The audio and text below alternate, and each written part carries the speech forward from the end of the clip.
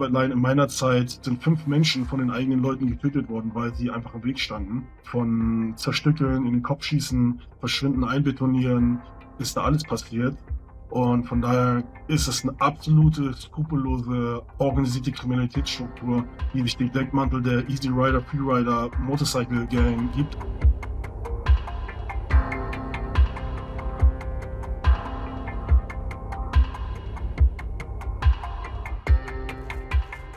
Mein Name ist Kafra Tagaran, verurteilt wegen gemeinschaftlichen Mordes aufgrund einer Hinrichtung im Kontext der Hells Angels.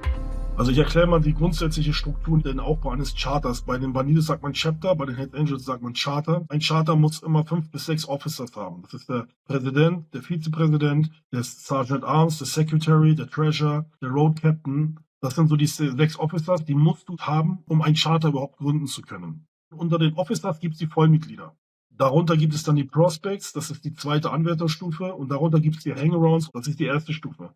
Und darunter gibt es immer Supporterorganisationen, Nachkömmlinge, die man benutzt für ihre Zwecke. Das ist Kanonenfutter, man schickt sie vor, man lässt sich Drogen verkaufen, schießen, stechen, Kurierfahrten, all diese Dinge, und man lässt sich natürlich auch Geld bezahlen, um die Struktur am Leben zu halten. Natürlich gibt es Grundregeln, das sind so die World Rules, wie keine Kooperation mit der Polizei, man durfte nicht vorher im Staatsdienst sein, speziell in der Exekutive, man darf kein Schwarzer sein.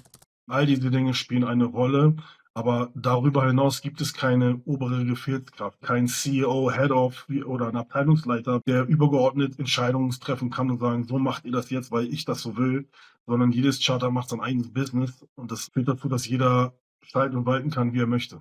Wenn man jetzt zum Beispiel Bandidos nimmt, die ja so unser größter Konkurrent sind anders aufgestellt. Dort ist es wie eine Pyramide aufgebaut. Dort gibt es immer einen Übergeordneten, der eine Autorität hat über andere. Bei den Bandidos heißt es dann National.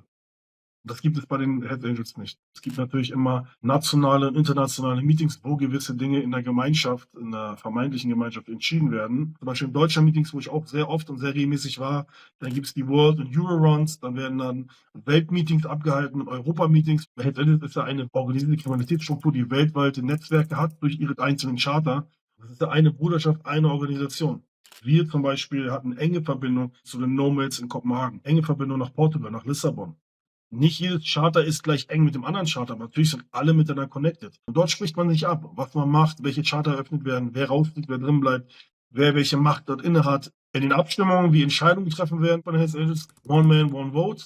Jedes Vollmitglied darf in einer Abstimmung seine Stimme abgeben, und jede Abstimmung muss einstimmig abgestimmt werden. Das heißt, es darf keiner dagegenhalten, dann geht sie nicht durch. Das heißt, es muss immer im Kollektiv gleich entschieden werden. Man muss sich vorstellen, so ein Charter oder so die Hells Angels, das ist auch ein absolut politisches Konstrukt. Es ist ein riesen Machtapparat von Tausenden von Mitgliedern, die sich zusammentreffen. Und da gibt es auch Abstimmungen, die immer auf politischer Ebene getätigt werden. Und da geht es auch immer um Macht. Ne, Politik ist Macht, Geld ist Macht, das spielt da eine große Rolle. Das sind nicht irgendwelche Idioten, die nur schießen und stechen, das ist absolut organisiert. Und auch da funktioniert es so, dass man Lobbys gründet, dass man Leute beeinflusst, so abzustimmen und Leute auf seine Seite zieht, um gegen andere zu putschen oder sie zu Fall zu bringen. Nicht indem man sie ihre politische Karriere beendet, sondern einfach ihr Leben beendet. Damit man das übernehmen kann, was sie haben. Weil sie ja mal von Veteranen gegründet wurden. Es ist auch sehr militärisch organisiert. Also der Sergeant at Arms zum Beispiel ist eine absolute Autorität.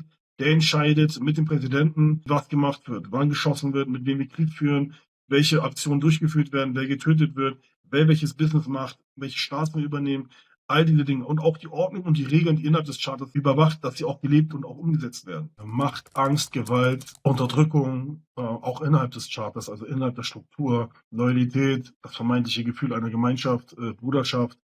Das ist ja so der Slogan, womit ja auch diese Gang, die es am Ende des Tages auch ist, wirbt von einer Loyalität, ein Abkapseln des Otto-Normalbürgers in einer Subkultur, wo man seine eigenen Regeln hat, man sich zueinander steht, in schlechten wie in guten Zeiten, ja, wie so ein Ehegelübde. Bloß die Realität sieht anders aus.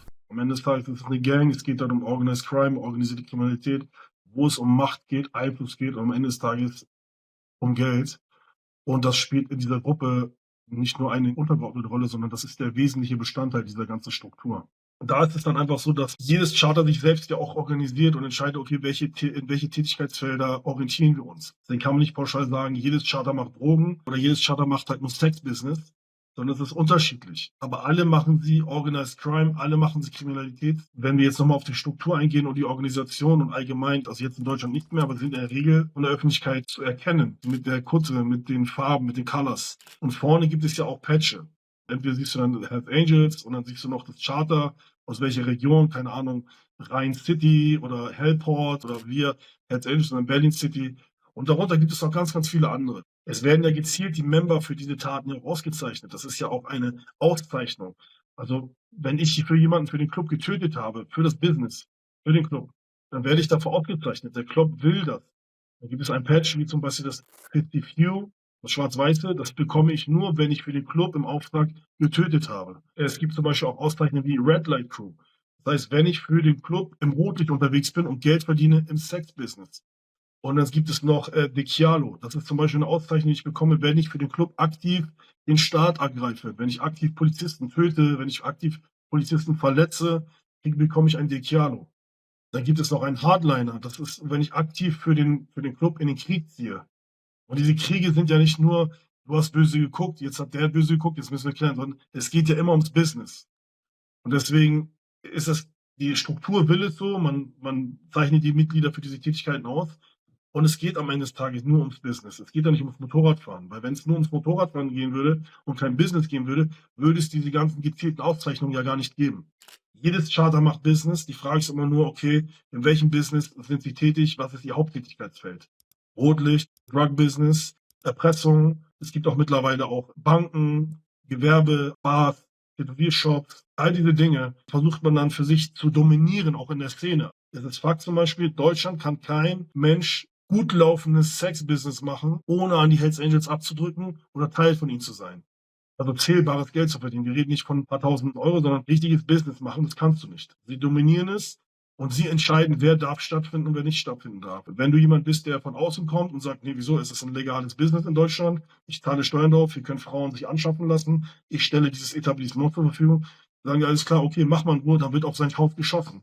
Dann wird auf sein Auto geschossen, dann wird er bedroht, seine Frau wird zusammengeschlagen, er wird zusammengeschlagen, seine Mitarbeiter werden zusammengeschlagen. Das passiert so lange, bis er aufgibt. Und jeder normale Bürger, normale Mensch, spätestens wenn auf ihn geschossen wird, sagt er, okay, hey, I give up.